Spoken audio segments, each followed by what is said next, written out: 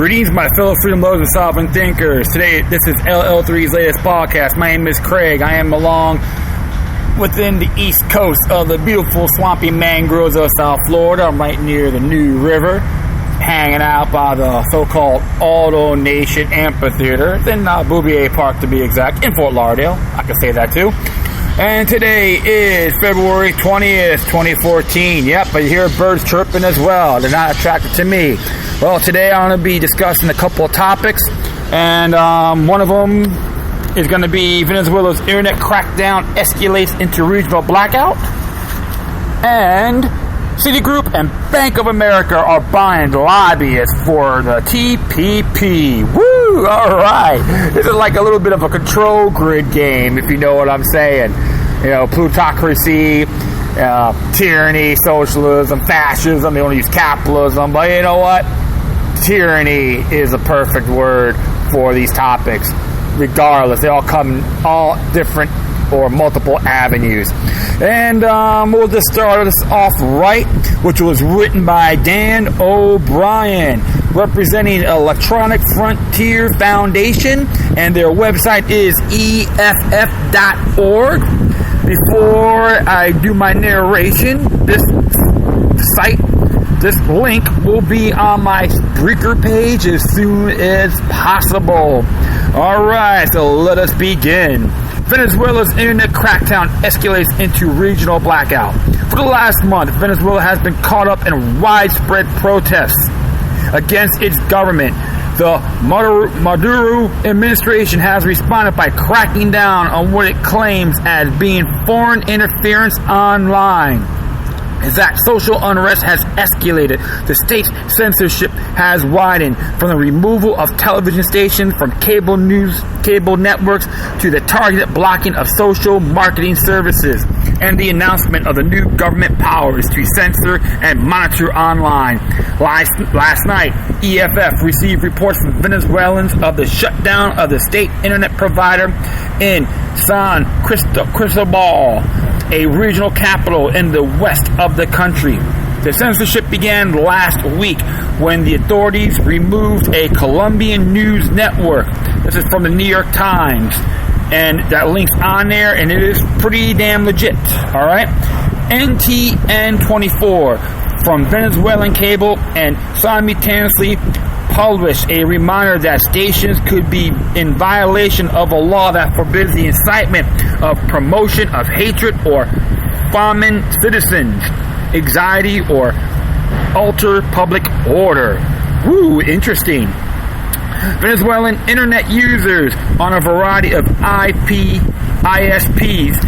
lost connectivity last Thursday to an IP address owned by the content delivery network Edgecast. That address provides access to, among other services, Twitter images. That's from Bloomberg.com about the crackdown, at pbs.twimg.com.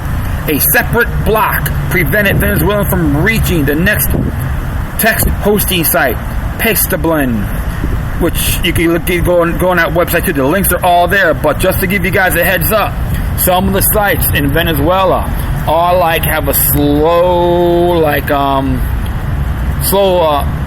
reply. I know I went to the library to get this information, so they have a real slow response. So be patient, okay? Just to give you a heads up on these links. No official explanation for the loss of access to these general-purpose communication platforms was given by either the government or the ISP. The country's largest ISP, Can't TV, which is government-owned. Twitter later reconfigured their service to point to another IP response to Venezuelan complaints, bypassing the block. Twitter also communicated to users in Venezuela how to use Twitter using SMS in anticipation of further internet interception. William Castillo, the director of Conatel, the country's media regulator, later claimed that internet censorship was necessary to fight offline attacks. He said that this organization had blocked several links where several public sites were being attacked. Last week, also, the Venezuelan government prepared more systematic monitoring and blocking online. The country's official gazette published last Thursday the details of new government institution, CESPA, which is CESPPA, the Strategic Center for Security and Protection of the Fatherland. Oh, I like that title. Among its broad powers, CESPA can unilaterally classify and censor any information it sees as a threat to a national security. Its structures to include two directorates: the Directorate of Information and Technology Studies will be in charge of processing and analyzing information from the web, and the Directorate for Social Research intend to neutralize and defeat destabilization plans against the nation. The center will also provide for a network of situation rooms to be placed in all public institutions. The state ISP CAN TV is defined as a public institution. When first announced in October, CESPA was criticized being an unconstitutional attack on press freedom. With its new details revealed, it cleared that it will also have a wide mandate to monitor and control all online communications in defense of the state, even before CESPA can flex its new power. However, the Venezuelan government appears to have taken the most drastic step yet against its citizens' free expression online. Starting late Tuesday, reports reached EFF of the shutdown of CAN TV's internet access in areas of San Cristobal, the capital of the state of Taqueria, as one of the center of the protest. Venezuelan technologists have been organizing online to spread information about bypassing censorship and restoring connectivity via the Twitter discount at Acceso Libre, which the links right there is twitter.com/Access Libre, which is ACCESOLIBREV. The Venezuelan authorities may claim their interference in internet communication is an attempt to defeat destabilization, but the results have so far led in the opposite direction. When shifting excuses for increasingly heavy-handed internet control, the government is undermining its own legitimacy abroad and among its own citizens. Censorship and blackouts must end. Wow. And I had to be honest, I went to some of these links, and there's a nice delay process. I went to the library. I don't know how your internet connections are. However, just gotta be patient, and sometimes they may block you out. However, I got one of the links I printed up, which is from the New York Times. Venezuela's leader pulled foreign channel over protest coverage. That was on Valentine's Day, to be exact. So it is pretty legit. And it's like I said, it's a big struggle. It's been a big struggle down there for a good period of time. And I do recall about protests and rallies, even like 12, 13, 14 years ago, that occurred in that nation. But in this, the people of Venezuela have to decide what's best for them. And the truth of the matter is, they're all gonna have their differences, but you have to focus on common interests. When it comes to, free expression, which it is in their Venezuelan constitution, and the government is trying to destabilize it, they are putting themselves as a illegitimate or tyrannical entity. They're just an example. I'm not making any judgment towards their government as a whole, but those areas can really burn you or blow back in your face when least expected. Look good example.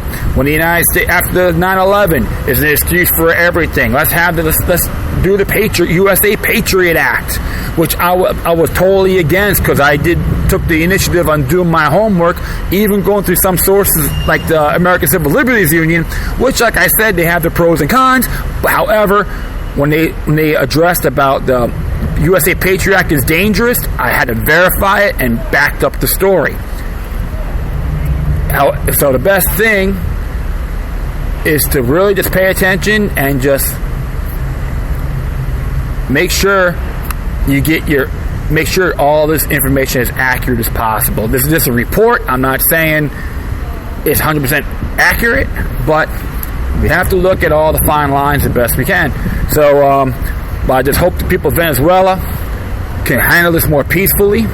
We don't want to see any violence or bloodshed, because look what happened in Ukraine. Fortunately, they had a truce, and make sure that pursues it honorably. All right, well, I'm going to hit my next article here. I'm going to read. It was just from Economy of Crisis, right? Economycrisis.org. And I'm going to do the same thing. Try to link this on my Spreaker page as well. And it is entitled, Citigroup, Bank of America are buying lobbyists for the TPP. Woo! Oh, yeah. All hail to globalism, my friend. Oh, looks like some of my papers are... Okay, good. Are blown away here. It's a little bit windy, so that's okay. Alright, put it in there. Good. Alright, let's begin. And this was released actually today, so same date, February 20th, 2014. And it states, when the Supreme Court issued its Citizen Unite ruling, wise voices sounded against it. We were warned this would establish a plutocracy in America, a government run by the rich for the rich, on the backs of the poor and middle class. We can see it happening all around us. The recent revelation that major financial institutions are rewarding the lobbyists at the Trans-Pacific Partnership, TPP, which is linked. Negotiations is just one case that illustrates the point. The TPP is an attempt to make NAFTA a style free trade deal that would encompass nearly half of the world's economy. Free trade has emptied the pocketbooks of regular Americans in one way or another and filled the coffers of the 1%. The TPP will continue this process. One of the strongest points of criticism against the TPP is that it is going on behind closed doors. Even members of Congress have not been allowed to read the text from the talks, or have been allowed to see them only under very strict conditions. After seeing the text, they are not allowed to tell anyone what they read, not even their own staff members. Now, we see two major players in the financial industry are paying princely sums to lobbyists in the TPP negotiations. Why pay multi-million-dollar bonuses to the lobbyists? Quite simple, because it's worth to them. This is not a surprise, of course, but we need to think hard on what this means. These banks are not paying out these sums because they have extra money lying around that they don't know what to do with it. And the lobbyists aren't going to receive it without any sense of obligation. Thank you, helicopter. It sounds good on the air. There is a transaction going on here wherein the banks agree to make a payment, the lobbyist agrees to provide them with the service. The great danger to America, other than further corrupt of our system and the undermining of democracy, is that the banks are paying for a service that will cripple the middle class. We have seen enough jobs leave our shores. The last thing we need are more incentives for companies to offshore. We have to let our leaders know how we feel. Money talks, but nothing can match the might of we the people if we ever get to stir the action. Call your representative today and tell them the TPP is an abomination that must be stopped. Send this article to five of your friends and have them do the same. Well, I already done that via Facebook, Twitter, and Google+. So this is coming out twice weekly, and I'll be very sincere. It's called Welcome to Corporate Globalism 101. And it affects everybody, whether you're Democrat, Republican, union, entrepreneur, etc. The truth of the matter is, my friends, they don't really care. It's like a Hamiltonian curse.